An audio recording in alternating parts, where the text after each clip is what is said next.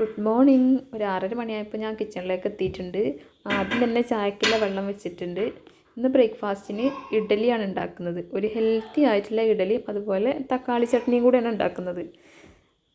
എന്തായാലും നമുക്ക് ഒന്ന് കാണാം. ആദ്യം തന്നെ ഇഡ്ഡലിക്കുള്ള വെള്ളം വെച്ചിട്ടുണ്ട്.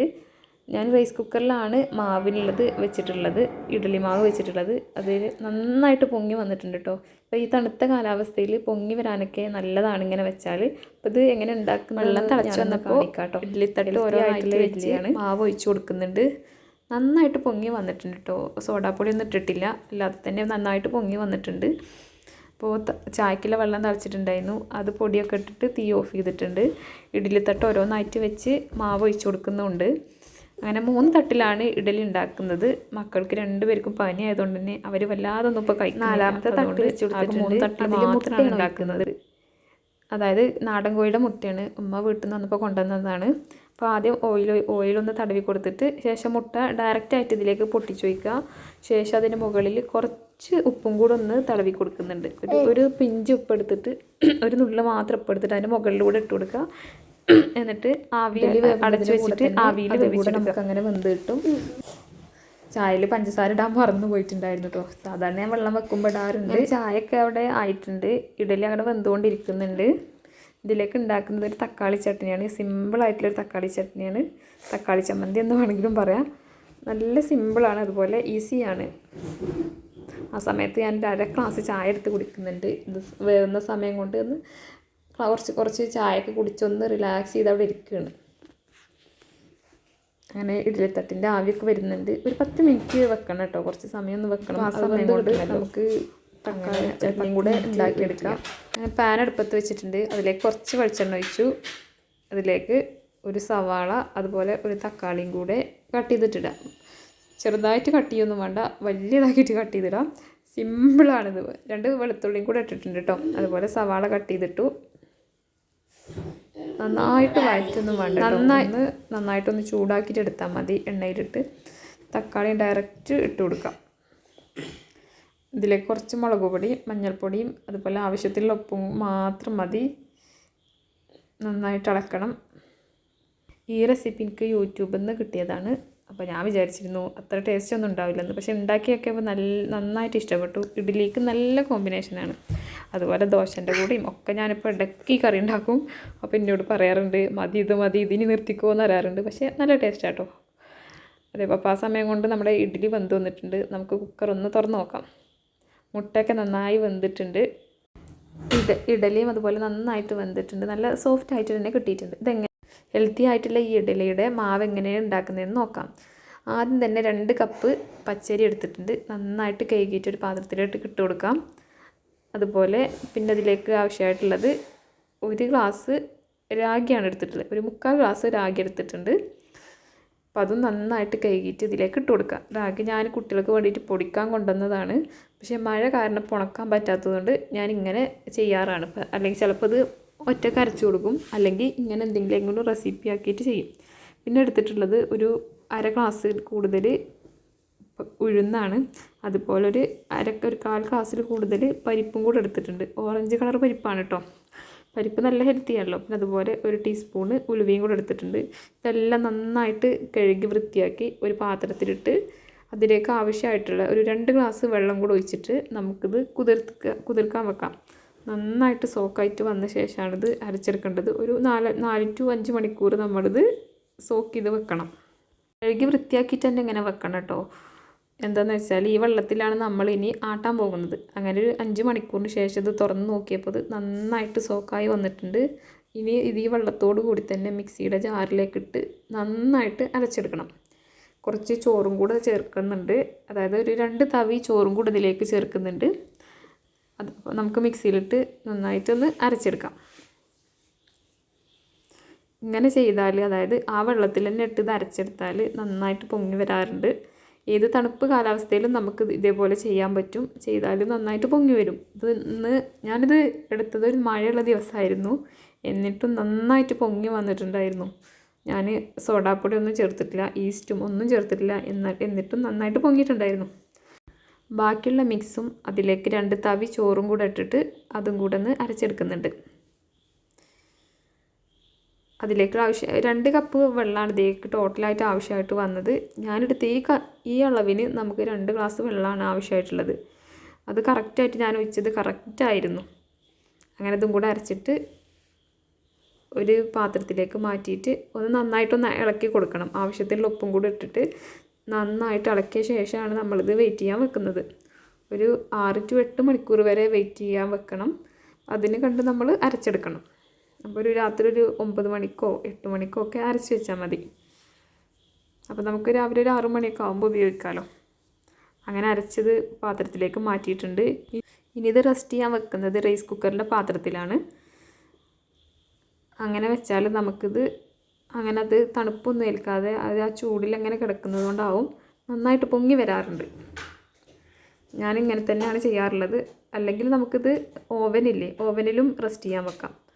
അപ്പോൾ നമ്മുടെ ഉള്ളിയും തക്കാളിയൊക്കെ ചൂടൊക്കെ പോയിട്ടുണ്ട്. അതിന് മിക്സിയുടെ ജാറിലിട്ട് നന്നായിട്ടൊന്ന് അരച്ചെടുക്കാം.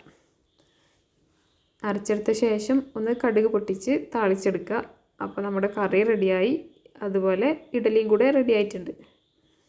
അപ്പോൾ ബ്രേക്ക്ഫാസ്റ്റ് ഏകദേശം റെഡിയായി. കുറച്ച് സമയം മതി കേട്ടോ. ഈ കറി ആകുമ്പോൾ നമുക്ക് പെട്ടെന്ന് തന്നെ ചെയ്യാൻ പറ്റും.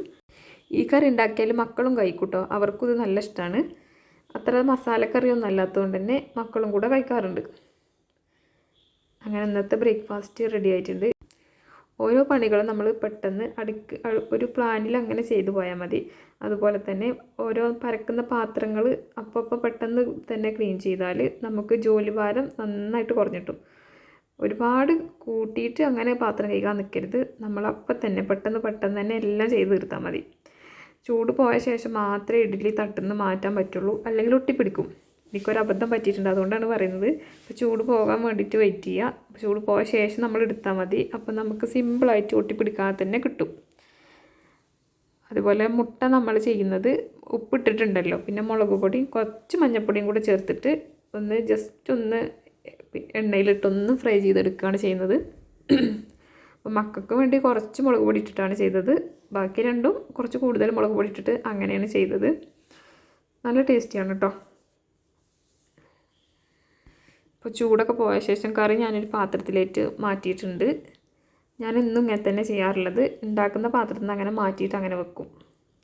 അത് നമുക്കൊന്നുകൂടി പാത്രം കഴുകിയൊക്കെ വെച്ചാൽ കുറച്ച് കഴിഞ്ഞാൽ നമുക്കൊന്നും കൂടി അത് ഈസി ആയിട്ട് കിട്ടും. അപ്പോൾ ആ സമയത്ത് നമ്മൾ പാന് വീണ്ടും അടുപ്പത്ത് വെച്ചിട്ട് മുട്ട ഫ്രൈ ചെയ്യാണ് കേട്ടോ. എല്ലാം ഞാൻ വെളിച്ചെണ്ണയിൽ തന്നെയാണ് ചെയ്യാറുള്ളത്. ആട്ടിയ വെളിച്ചെണ്ണയാണ്. ഞാൻ റിഫൈൻഡ് ഓയിൽസ് പരമാവധി ഉപയോഗിക്കാറില്ല. ഇനി ഉപയോഗിക്കുകയാണെങ്കിൽ സൺഫ്ലവർ ഓയിൽ മാത്രമാണ് ഉപയോഗിക്കാറ്. മാക്സിമം ഉപയോഗിക്കാതിരിക്കാൻ ശ്രമിക്കാറുണ്ട്. മുളക് പൊടിയും മഞ്ഞൾപ്പൊടിയും ചേർത്തിട്ട് ജസ്റ്റ് ഒന്ന് ഷാലോ ഫ്രൈ ചെയ്താൽ മതി. ഒരുപാട് സമയത്ത് ചെയ്യൊന്നും വേണ്ട. ജസ്റ്റ് ഒന്ന് ഷാലോ ഫ്രൈ ചെയ്തെടുത്താൽ മതി. അപ്പോൾ ഇതൊക്കെയാണ് ഇന്നത്തെ ബ്രേക്ക്ഫാസ്റ്റ്. മുട്ട ഫ്രൈ ചെയ്തതും തക്കാളി ചട്നിയും ഇഡലിയും. നല്ല ഹെൽത്തി ആയിട്ടുള്ള ബ്രേക്ക്ഫാസ്റ്റ്. ഇതുപോലൊക്കെ ചെയ്താൽ മക്കൾക്കും നല്ല സന്തോഷമാവും.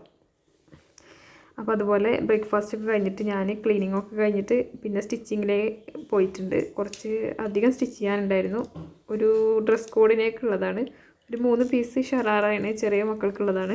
അപ്പോൾ ഞാൻ അതിനായിട്ട് ഇരുന്നിട്ടുണ്ട്. പെട്ടെന്ന് ചെയ്യാം കേട്ടോ. സമയം ഇല്ല, നാളെ കൊടുക്കേണ്ടതാണ്. ഒരു 3 സെറ്റ് ചെയ്യാനുണ്ട്. അപ്പോൾ അതിൻ്റെ പാൻ്റാണ് ഇപ്പോൾ തയ്ച്ചുകൊണ്ടിരിക്കുന്നത്. അപ്പോൾ ഇതിൻ്റെ കംപ്ലീറ്റ് വീഡിയോ ഒന്നും ഞാൻ എടുത്തിട്ടില്ല. കാരണം എനിക്ക് സമയം ഉണ്ടായിട്ടില്ല.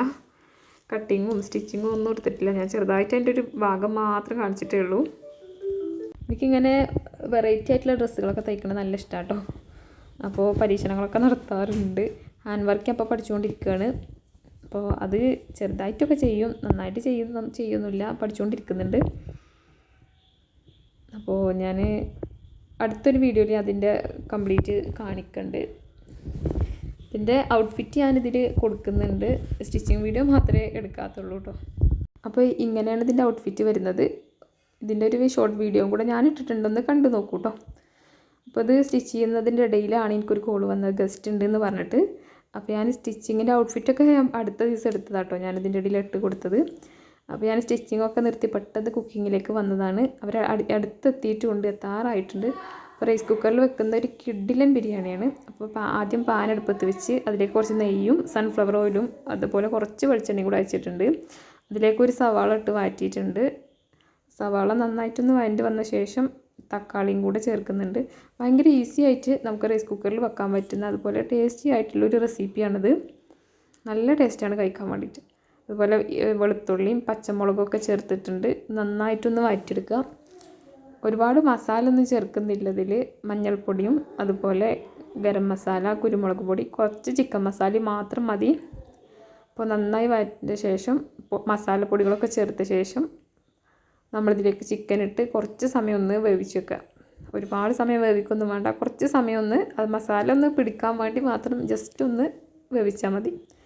ശേഷം നമ്മൾ ആവശ്യത്തിൻ്റെ ഞാൻ ഒരു 4 ഗ്ലാസ് അരിയാണ് എടുത്തിട്ടുള്ളത്. അപ്പോൾ അതിന് 8 ഗ്ലാസ് വെള്ളം ഞാൻ എടുത്തിട്ടുണ്ട് റൈസ് കുക്കറിൽ. അതിലേക്ക് വഴറ്റിയ സവാളയും ചിക്കനും കൂടെ ചേർത്തു. അതിലേക്ക് ആവശ്യമായിട്ടുള്ള ഉപ്പും പിന്നെ മല്ലിയില ഞാൻ ചേർക്കാൻ വിട്ടിട്ടുണ്ടായിരുന്നു. അത് അരക്കി വെക്കുന്ന സമയത്താണ് ഞാൻ ചേർത്തത്. അങ്ങനെ അതും കൂടെ ചേർത്തിട്ട് ഒന്ന് തിളപ്പിച്ച ശേഷം നമുക്ക് റൈസ് കുക്കറിലേക്ക് മാറ്റാം. വളരെ ഈസിയാണ്. നമുക്കൊരു 10 മിനിറ്റ് കൊണ്ട് ചെയ്തെടുക്കാനും പറ്റും. അതുപോലെ വിരുന്നുകാരെ നെട്ടിക്കാനും പറ്റും. അപ്പോൾ കഴുകി വൃത്തിയാക്കിയ അരിയും കൂടെ ഇട്ടിട്ടുണ്ട്. രണ്ടും കൂടെ ഒരുമിച്ചിട്ടിട്ട് ആവശ്യത്തിലുള്ള ഉപ്പും കൂടെ ഇട്ടിട്ട് തിളപ്പിച്ച് നമുക്ക് വാങ്ങി വെക്കാം. പിന്നെ ഉണ്ടാക്കുന്നത് കുറച്ച് ചിക്കൻ ഫ്രൈ ആണ്. അപ്പോൾ അതിനാവശ്യമായിട്ടുള്ള ചിക്കൻ എടുത്തിട്ടുണ്ട്. അതിലേക്ക് മുളക് പൊടി, അതുപോലെ മഞ്ഞൾപ്പൊടി ഞാൻ ഫ്രൈ ചെയ്യുമ്പോൾ ചേർക്കാറില്ല കേട്ടോ. പിന്നെ ഗരം മസാല, കുറച്ച് ചിക്കൻ മസാലയും കൂടി ഇട്ടിട്ടുണ്ട്. പിന്നെ കുരുമുളക് പൊടിയും കൂടെ ചേർത്തിട്ടുണ്ട്. പിന്നെ അതുപോലെ കുറച്ച് വെളുത്തുള്ളി ഒന്ന് ചതച്ച് ചേർത്തിട്ടുണ്ട്. എല്ലാം സമയം കുറവാട്ടോ, അപ്പോൾ അതുകൊണ്ട് എല്ലാം പെട്ടെന്ന് ചെയ്യാണ്. നമ്മുടെ അരി തിളച്ച് വന്നിട്ടുണ്ട്. അപ്പോൾ നമുക്ക് റൈസ് കുക്കറിലേക്ക് മാറ്റാം. ഇതുപോലെ നമ്മൾ ചോറ് വെച്ച് കഴിഞ്ഞാൽ ഒരു അരമണിക്കൂർ കൊണ്ട് തന്നെ നമുക്ക് വെന്ത് കിട്ടും. അങ്ങനെ ചിക്കനിലേക്ക് പിന്നെ പുളിക്ക് ആവശ്യമായിട്ടുള്ള വിനേഗറും അതുപോലെ കുറച്ച് വെളുത്തുള്ളി ചതച്ചതും മല്ലിയിലയും കറിവേപ്പിലയും കൂടെ ഇതും കൂടെ ആവശ്യമായിട്ടുള്ള അതുപോലെ ഉണക്കമുളക് അതുപോലെ ഒന്ന് ചൂടാക്കിയ ശേഷം മല്ലിയിലും ചതച്ചതും ക്രഷ് ചെയ്തിട്ട് 8 ഉണക്കമുളക് ഒന്ന് ചൂടാക്കിയ ശേഷം ഒന്ന് പൊടിച്ചെടുത്തതും കൂടി ചേർത്തിട്ട് നന്നായിട്ട് ഉണ്ടാക്കാത്തവരുണ്ടാക്കി ഒരു 15 മിനിറ്റ് സമയമൊന്നുമില്ല. ഞാൻ ക്ലീനിങ്ങിൽ കുറച്ചുകൂടെ ബാക്കി ഇട്ടിട്ടുണ്ട്. ചെയ്യുന്ന സമയത്തേക്ക് മാത്രം 15 മിനിറ്റ് ഫ്രീസറിലും വെച്ചിട്ടുണ്ടായിരുന്നു. നല്ല ടേസ്റ്റ് ഉണ്ടായിരുന്നു കേട്ടോ. ഗസ്റ്റുകൾ പറയുകയും ചെയ്തു. അപ്പോൾ അതുകൊണ്ട് ഒരു 2 മണി ചെയ്യാത്ത ചെയ്ത് നോക്കുക. അടിപൊളി ടേസ്റ്റ് ആണ്. ഫ്രിഡ്ജിൽ വെച്ചാൽ മതി കേട്ടോ. അപ്പം അങ്ങനെ നമുക്ക് ഇല്ലാത്തതുകൊണ്ടാണ് ഫ്രീസറിൽ വെച്ചത്. 15 മിനിറ്റിന് ശേഷം ഫ്രീസറിൽ നിന്ന് എടുത്ത് കോൺഫ്ലോറും കൂടെ ഇട്ടിട്ട് ചൂടായ എണ്ണയിലിട്ടിട്ട് നന്നായിട്ട് പൊരിച്ചെടുത്തു. ഇത്ര മാത്രമേ എനിക്ക് വീഡിയോ എടുക്കാൻ പറ്റിയിട്ടുള്ളൂ. Thanks for watching.